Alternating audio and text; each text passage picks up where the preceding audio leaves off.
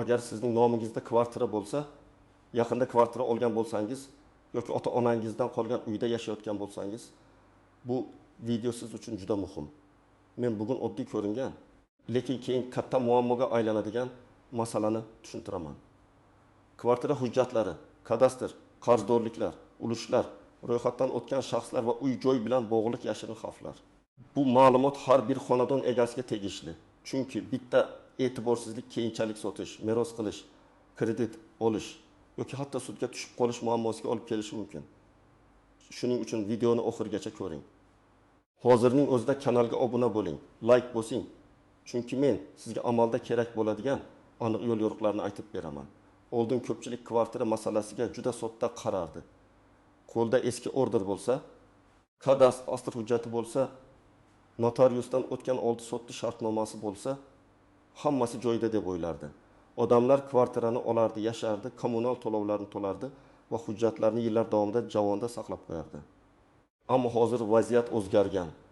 Davlat xizmatlari raqamlashtirilmoqda, ko'chmas mulk haqidagi ma'lumotlar elektron bazalarda tekshirilmoqda. Banklar, notariuslar, sud ijrochilari va kadastr organlari ma'lumotlarni bir-biri bilan solishtiryapti. Shu sababli bugun kvartirangiz borligi yetarli emas. Siz uning huquqiy holatini ham bilishingiz kerak. Ya'ni kvartira haqiqatan ham sizning nomingizdami? Unda boshqa ulushdorlar bormi? Garov yoki taqiq qo'yilganmi? Kadastrda maydon to'g'ri ko'rsatilganmi? Uyda noqonuniy qayta qurish bo'lmaganmi? Kommunal qarzlar kimning zimmasida? Ro'yxatda kimlar turibdi? Meros masalasi yopilganmi yoki yo'qmi? Mana shu savollar javobsiz qolsa odam ko'pincha muammoni kvartirani sotmoqchi bo'lganda, farzandiga hadya qilmoqchi bo'lganda yoki bankdan kredit olmoqchi bo'lganda bilib qoladi. Masalan, bir inson 10 yil oldin kvartira sotib olgan. Notariusdan shartnoma bor, pul to'langan, oila yashab kelgan. Lekin keyin kvartirani sotmoqchi bo'lsa, ma'lum bo'ladiki, kadastrda eski egadan qolgan texnik nomuvofiqlik bor yoki uy ichida balkon xona qilib qo'shilgan, lekin bu o'zgarish rasmiylashtirilmagan. Notarius bitimni to'xtatadi. Xaridor qo'rqadi, narx tushadi, sotuvchi esa shoshilinch hujjat to'lashga majbur bo'ladi.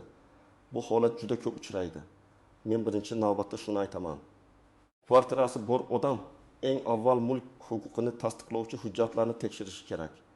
Bu oddiy maslahat emas, bu asosiy xavfsizlik chorasi. Sizda oldi sotdi shartnomasi, hadya shartnomasi, meros guvohnomasi yoki sud qarori bo'lishi mumkin. Lekin hujjatning o'zi borligi yetarli emas. Muhimi, shu hujjat asosida mulk huquqi davlat ro'yxatidan o'tgan bo'lishi kerak. Agar mulk huquqi to'liq ro'yxatdan o'tmagan bo'lsa, siz amalda uyda yashayotgan bo'lishingiz mumkin.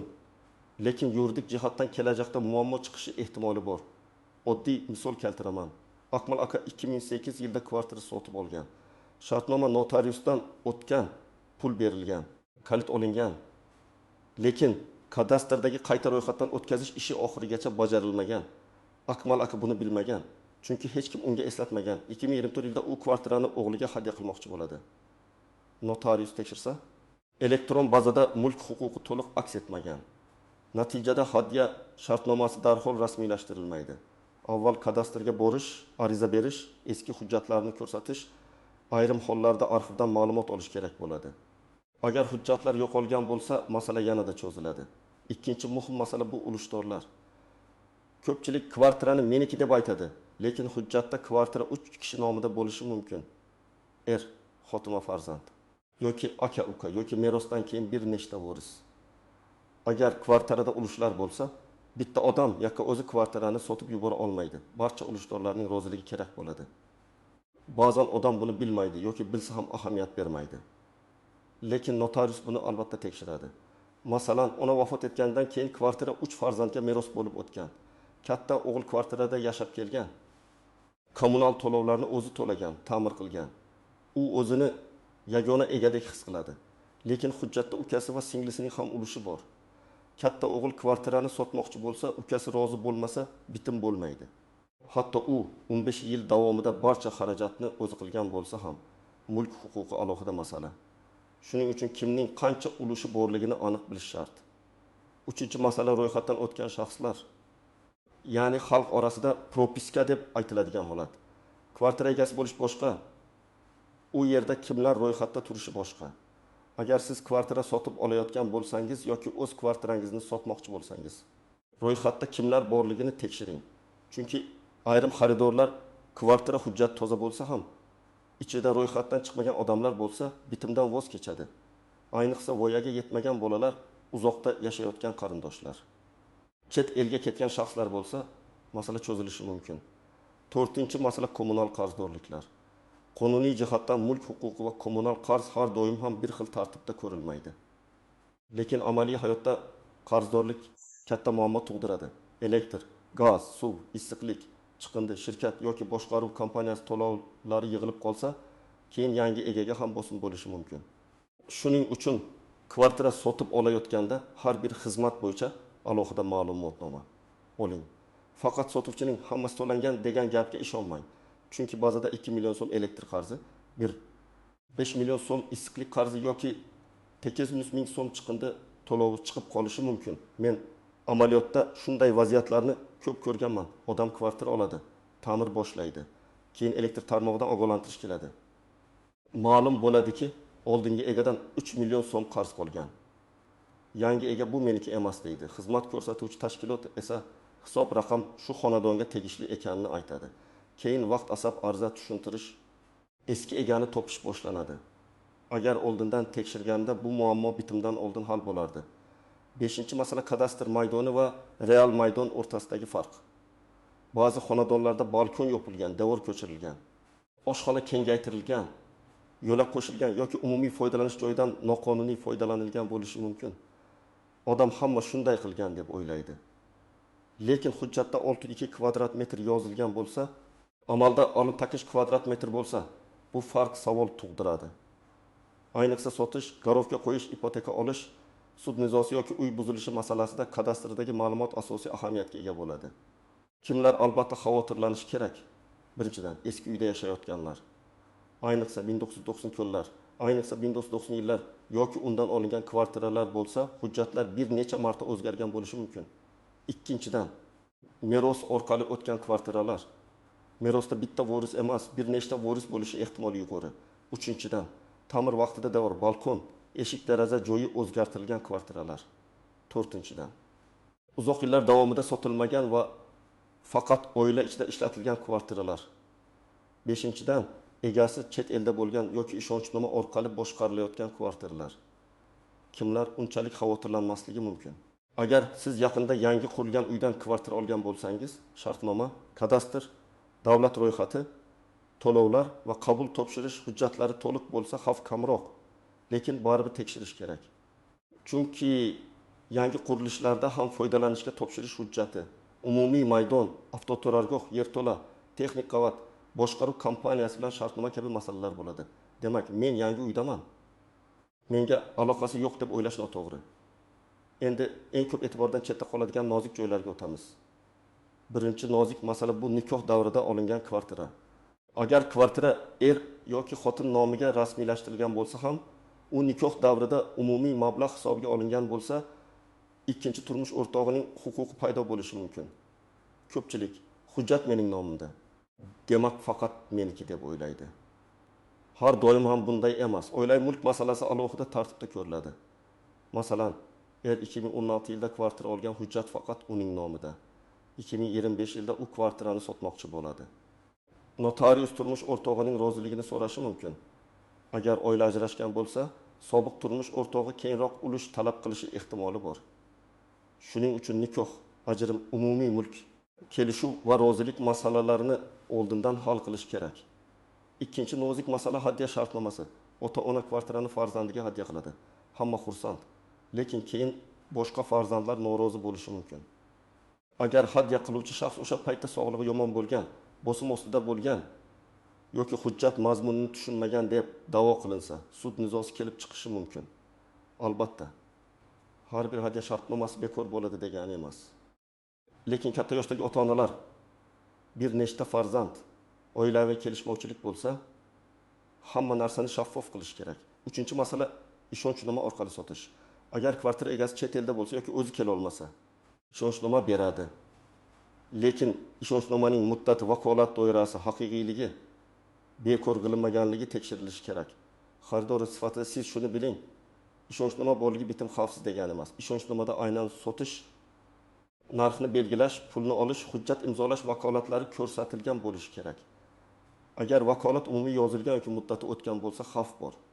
4-chi, nozik masala sud taqiqi va garov. Kvartira egasi qarz olgan bo'lishi, bankka garov qo'ygan bo'lishi yoki sud ijrochisi tomonidan taqiq qo'yilgan bo'lishi mumkin. Ba'zan odam kvartirani ko'radi, narx ma'qul, sotuvchi shoshiradi. Bugun kelishsak, arzon beraman deydi. Lekin ba'zida taqiq bo'lsa, bitim o'tmaydi. Bundan ham yomoni, siz oldindan zakalat berib qo'ygan bo'lsangiz, pulni qaytarib olish muammoga aylanishi mumkin. 5-chi masala yangi qurilishlardan kvartira olishda uchraydi. Quruvchi kompaniya hali uy to'liq foydalanishga topshirilmasdan turib shartnoma qiladi. Xaridor pul to'laydi, kutadi. Keyin qurilish kechikadi yoki hujjatlar cho'ziladi. Men bunday holatda doim aytaman, quruvchining hujjatlarini ko'rmasdan yer ajratish qarori, qurilish ruxsatnomasi, loyiha, foydalanishga topshirish holati va shartnoma shartlarini tushunmasdan pul bermang. Kvartira qog'ozda chiroyli ko'rinishi mumkin, lekin yuridik asos zaif bo'lsa, xavf katta. 6-chi masala yer va ko'p qavatli uyning umumiy mulki. Kvartira egasi faqat o'z xonasining egasi emas. U umumiy mulkka ham aloqador. Tom, podval, kirish yo'lagi, lift, texnik kommunikatsiyalar, umumiy devorlar. Agar kimdir podvalni noqonuniy egallab olsa, tomga qurilma o'rnatsa, umumiy yo'lakni yopsa, bu barcha xonadon egalariga ta'sir qiladi. Chunki ertaga yong'in xavfsizligi, ta'mirlash, avariya yoki uy boshqaruv masalasida jamoaviy muammo chiqadi. 7-chi masala majburiy ijro va qarzlar. Agar kvartira egasining katta qarzlari bo'lsa, ayrim hollarda uning mol mulkiga taqiq qo'yilishi mumkin. Bu degani, kvartirani sotish, hadya qilish yoki boshqa shaxs nomiga o'tkazish cheklanadi. Odam buni ko'pincha notariusga borganda biladi. Shuning uchun katta bitimlardan oldin taqiq va cheklovlar bor yo'qligini tekshirish zarur. 8-chi masala soliq va ijara. Agar siz kvartirani ijaraga berayotgan bo'lsangiz, buni rasmiylashtirish foydali. Ko'pchilik ijarachi yaxshi odam, shartnoma shart emas deydi. Lekin keyin ijara puli to'lanmasa, uyga zarar yetkazilsa, qo'shnilar bilan muammo chiqsa yoki ijara chiqib ketmasa, og'zaki kelishuv sizni qiynaydi. Oddiy yozma shartnoma, pasport ma'lumotlari, to'lov muddati, kommunal to'lov kimning zimmasida ekani, uy jihozlari ro'yxati yozib qo'ysa, keyingi nizolar ancha kamayadi. Endi men sizga aniq nima qilish kerakligini bosqichma-bosqich aytaman. Birinchi qadam, kvartirangiz bo'yicha barcha hujjatlarni bitta papkaga yig'ing. Mulk huquqini tasdiqlovchi hujjat, kadastr hujjati, notarial shartnoma, meros guvohnomasi, sud qarori bo'lsa sud hujjati, nikoh yoki ajrim hujjatlari, kommunal hisob raqamlari, ta'mir yoki qayta qurish bo'yicha ruxsatnomalar bo'lsa, hammasini alohida saqlang.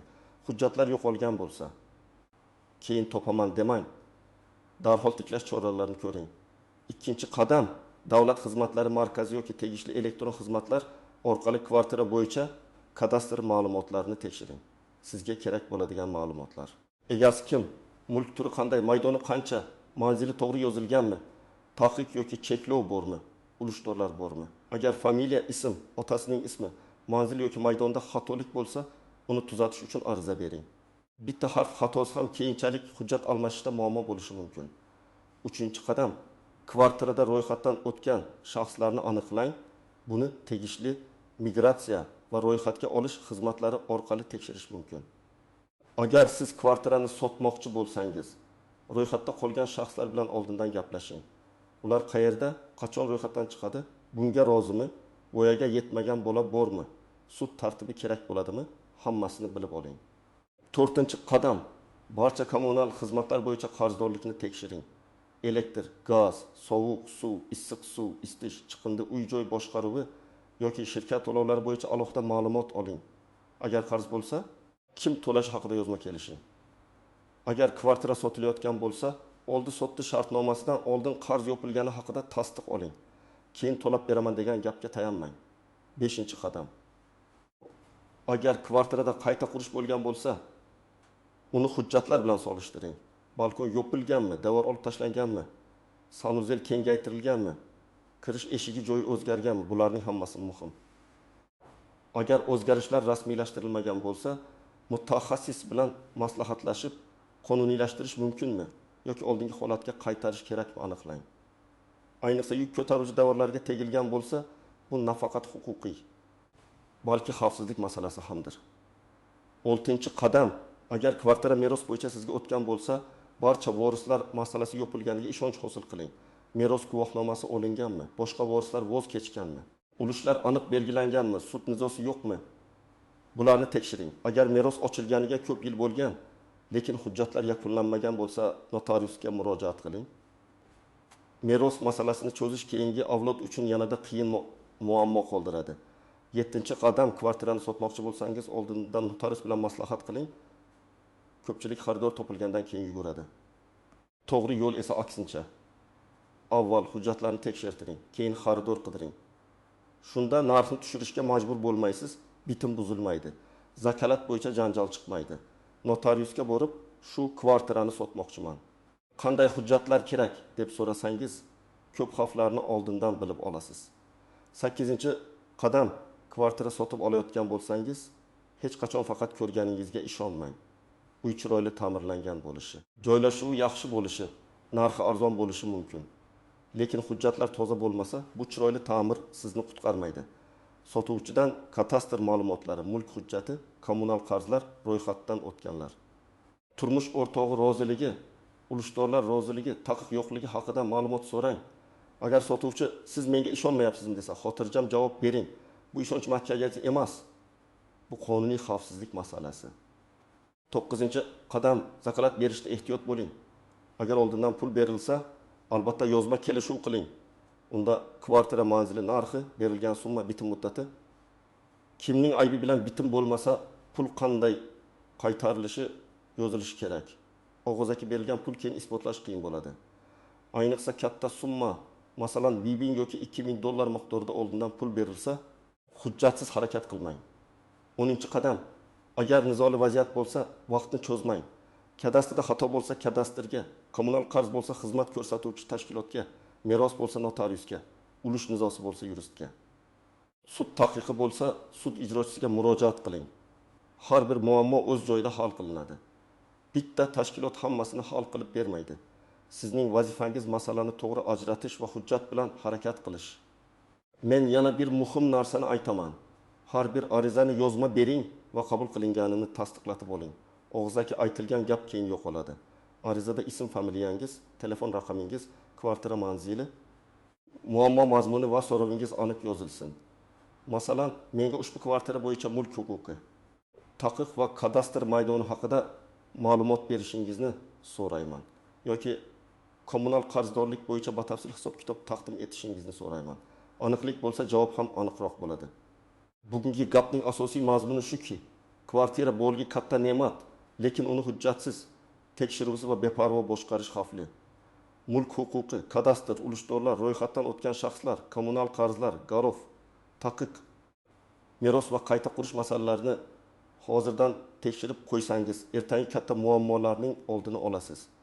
Men sizga qo'rqitish uchun emas, ogohlantirish uchun aytyapman. Muammo chiqqandan keyin yurgandan ko'ra. Hozir bir kun vaqt ajratib hammasini tekshirish ancha oson. Agar sizning kvartirangizda shunga o'xshash holat bo'lgan bo'lsa, izohlarda yozing. Kadastr muammosi bo'lganmi? Kommunal qarz chiqqanmi?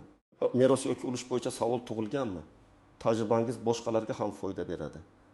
Videoga like bosing, kanalga obuna bo'ling va bu videoni kvartirasi bor yaqinlaringizga yuboring. Chunki bu ma'lumot bugun oddiy tuyulishi mumkin, lekin ertaga kimnidir katta yo'qotishdan saqlab qolishi mumkin.